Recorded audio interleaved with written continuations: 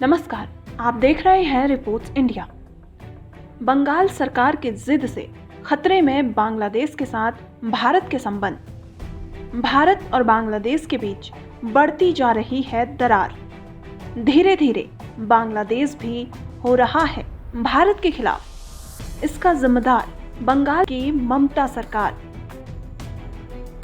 भारत अपनी मजबूत पड़ोस नीति के लिए जाना जाता है। पश्चिम बंगाल भारत के पड़ोस नीति के लिए एक बड़ी बाधा साबित हो रहा है।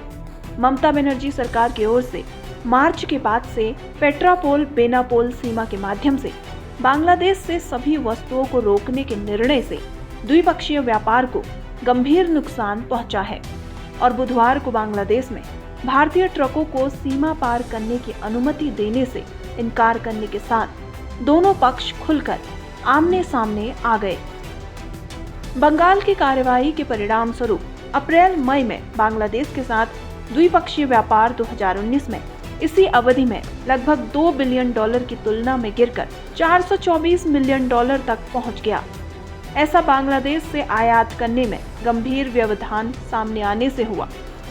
2019 जनवरी से मई के पहले 5 कैलेंडर महीनों में ये $4.1 बिलियन था, लेकिन 2020 में ये सिर्फ $2.9 बिलियन है।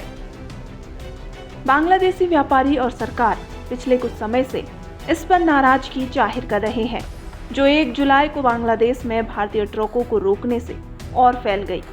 हालांकि फिर भी 106 ट्रकों को बांग्लादेश में जाने दिया गया था। लॉकडाउन का आदेश जारी होने के एक दिन पहले 23 मार्च से ही बांग्लादेश के किसी भी निर्यात को पेट्रापोल बेनापोल के माध्यम से आने की अनुमति नहीं दी गई है। ये कुछ स्थानीय विरोधों के बाद 29 अप्रैल को फिर से शुरू हुआ, लेकिन 2 मई को फिर से बंद कर दिया गया। 7 जून को व्यापार फिर से शुरू हुआ और धीरे धीरे व्यापार मात्रा 24 अड्डे से लगभग 250 ट्रक प्रतिदिन हो गई। लेकिन ये सब एक तरफा व्यापार था, जिसमें केवल भारत से बांग्लादेश जाने वाले ट्रकों को शामिल किया गया था, लेकिन दूसरी तरफ से आने की अनुमति नहीं थी।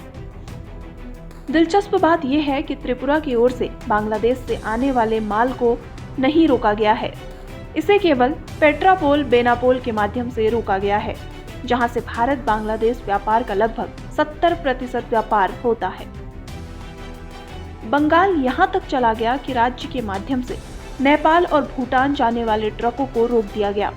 अप्रैल में गृह मंत्रालय ने ममता बनर्जी सरकार से कहा कि वे इन देशों में ट्रक की आवाजाही की अनुमति दे, क्योंकि लॉकडाउन है और माल की आवाजाही के लिए बांग्लादेश भारत पर निर्भर है। ये भारत की वैश्विक प्रतिबद्धताओं का भी हिस्सा है। केंद्र ने कहा था कि बंगाल की कार्यवाही आपदा प्रबंधन अधिनियम 2005 के साथ साथ संविधान के अनुच्छेद 253, 256 और 257 के तहत जारी MHA आदेशों का स्पष्ट उल्लंघन है।